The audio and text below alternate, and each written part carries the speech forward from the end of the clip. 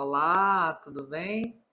Hoje nós vamos falar um pouco sobre anemia falciforme, mas eu vou dar uma pincelada aqui com vocês sobre anemias de forma geral.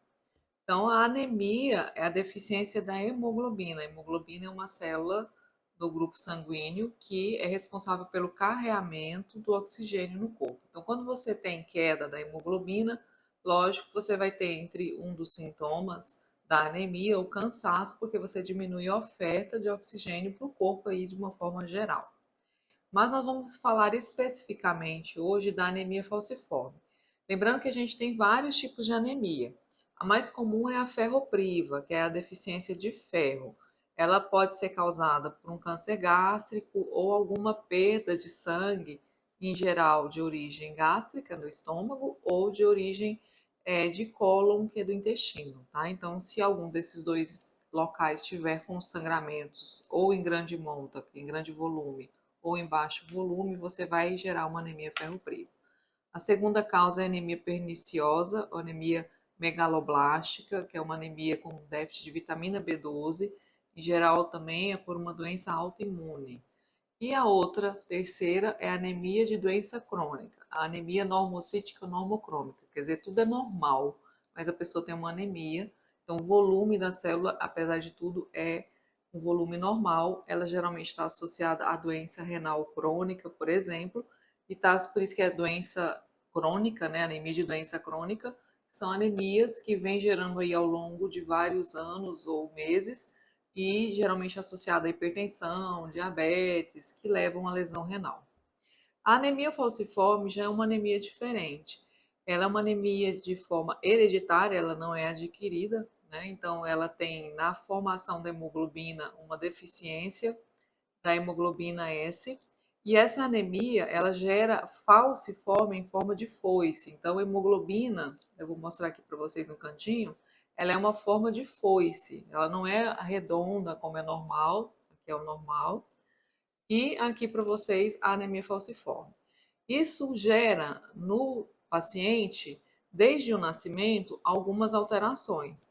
Umas delas é a dor óssea, porque essa falciforme ela diminui a produção de oxigênio, como a gente já falou, porque a hemoglobina ela é responsável por carreamento de oxigênio. E aí essa criança já nasce com essa alteração, então ela vai ter dificuldade no crescimento, ela tem muita dor nas extremidades, principalmente as extremidades, porque eles causam entupimento dessas artérias e isso gera muita dor, porque gera isquemia, quer dizer, gera falta de oxigênio. Associado a isso também pode ter um aumento do baço, que é o órgão responsável pela captação das células com defeito e, vamos dizer assim, a limpeza dessas células do corpo. Então, ele vai captando essas células que têm má formação e vai destruindo. E com essa destruição também a gente tem um aumento da produção da bilirrubina, que é um dos degradados dessa célula mal formada. Então, geralmente, essa criança também leva a icterícia, que é o amarelão, que o pessoal fala, né, o olho amarelo, né? Então, aqui tem uma foto para vocês verem, um paciente ictérico.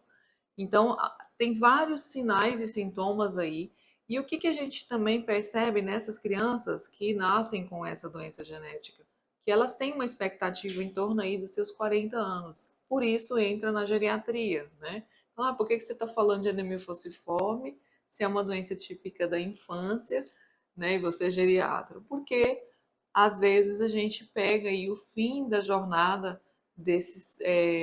dessas crianças já como adultos, com uma série de dificuldades no desenvolvimento e que geram também uma redução aí a longo prazo da expectativa de vida. Em torno dos 40 anos é a faixa etária máxima e que eles conseguem chegar com essa deformidade. Lembrar também que a anemia falciforme, assim como a anemia talassêmica, que é outro tipo de anemia de forma hereditária, ela tem variantes, né? Então, a gente tem o traço falcêmico e a anemia falciforme em si. Então, isso também determina um prognóstico melhor quando você tem um traço falcêmico. Então, esse paciente ele pode viver uma perspectiva de vida mais longa, diferente da anemia falciforme pura, que daí você tem realmente uma perspectiva menor de sobrevivência. Ela também é uma doença bem característica da raça negra, anemia falciforme, a talassêmica da raça branca.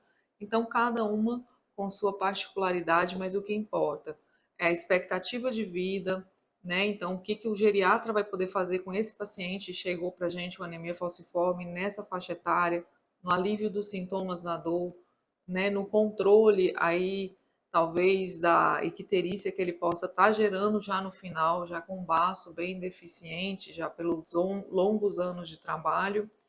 E também esclarecendo um pouco sobre essa doença que é pouco comentada, mas sobre também as anemias de uma forma geral, que é algo bem rotineiro no consultório, né? A gente vê muito essa questão de anemia. E se você gostou desse vídeo, dê o seu like aí para nós. Se você tem dúvidas, que é provavelmente vai ter, né? É um assunto bem complexo.